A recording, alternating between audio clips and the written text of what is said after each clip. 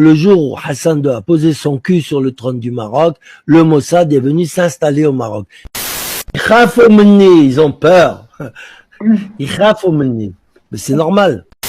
Le Maroc actuellement nie d'avoir utilisé Pegasus. La France avait fabriqué Hassan II. Ça a été confirmé par Pegasus. Voilà, c'est simple. Avec ces dossiers, le roi il est foutu.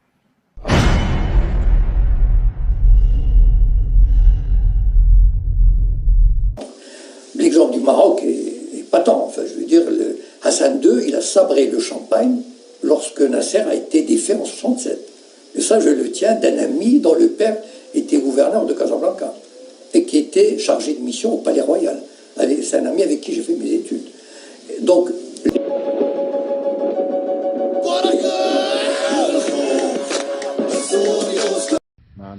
Moshe Dayan, Yitzhak Rabin, Uzi Narkis, autant de noms associés à la victoire militaire israélienne en 67. Mais si je vous disais que le roi du Maroc, Hassan II, avait aussi contribué à la victoire éclair de l'État hébreu. Info, Intox, Johanna Binder, bonsoir. Bonsoir. Alors, est-ce que Israël a effectivement gagné cette guerre de 67 grâce à l'aide du Maroc? Eh bien, sans le Maroc, Israël n'aurait peut-être pas gagné la guerre des 6 jours. Alors, tout commence en 1965, on est 2 ans avant que débute la guerre des 6 jours. Les grands leaders du monde arabe se retrouvent à Casablanca. C'est le 3e grand sommet de la Ligue arabe. Alors, vous vous en doutez, le Mossad ne fait pas partie de la liste officielle des invités, mais il est là et il va recueillir des informations cruciales. Il y a un protagoniste, c'est Nasser, le président égyptien, le leader de la coalition arabe. Alors dans quel état d'esprit est-il à la veille de cette conférence? Il déclare à Assouan en février: l'année 1965 est la plus dangereuse des années de la lutte arabe. Israël prétend que les Arabes s'apprêtent à perpétrer une agression. Cela signifie qu'Israël a l'intention de nous attaquer. Nous devons donc être prêts à riposter. En septembre, donc quelques mois après, a lieu ce sommet de la plus haute importance. À l'ordre du jour, l'état des forces armées des pays de la Ligue arabe, avec cette question: sont-ils prêts à faire la guerre contre Israël? L'autre homme clé de cette histoire, c'est Hassan II, le roi du Maroc. Il va permettre aux renseignements israéliens de connaître ses ennemis. Et c'est à ce moment-là que le Mossad va donc entrer en action. Oui, absolument. Le Mossad va donc préparer cette opération en amont de la conférence. Plusieurs jours avant, une équipe du Shin Bet et du Mossad, il s'appelle à Tsiporim, donc les oiseaux, vont occuper le dernier étage du très luxueux hôtel à Casablanca où sont attendus les dirigeants arabes et où va aussi avoir lieu la conférence. Mais la veille de ce sommet, Hassan II est pris de panique et il somme les agents israéliens de quitter l'hôtel. Mais au terme de cette conférence, il va livrer aux agents israéliens l'enregistrement complet de cette conférence. Hassan II a tout enregistré en secret.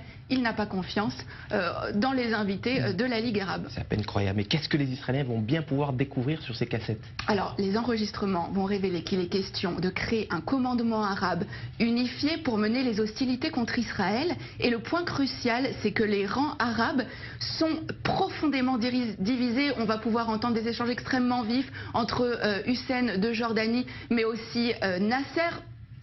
Et alors, ce qui est vraiment important, c'est que les nations arabes vont vraiment révéler leurs faiblesses. Elles ne sont absolument pas préparées pour une guerre contre Israël. Et c'est vraiment sur la base de ces informations-là que Tsahal va lancer les premières opérations de la guerre des 6 jours en 67. Alors voilà un dirigeant arabe sunnite qui est censé être solidaire de ses homologues arabes. Pourquoi Hassan II a-t-il fait ce choix?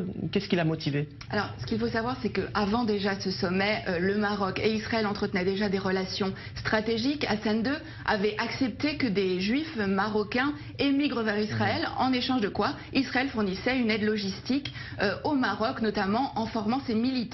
Et suite à cette opération, qui a vraiment été considérée comme le fleuron des renseignements israéliens, Israël est en dette vis-à-vis du Maroc. Seulement un mois plus tard, en octobre, cette dette a un nom, c'est Mehdi Ben Barka, le plus farouche opposant d'Hassan II.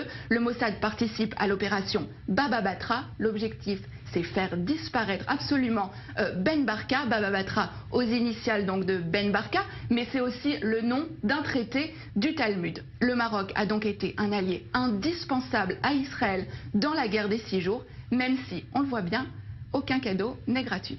La petite histoire de la grande histoire. Merci Johanna Binder pour ces détails croustillants d'un des plus grands films d'espionnage. Merci d'être passé nous voir sur le plateau du Mag Orient.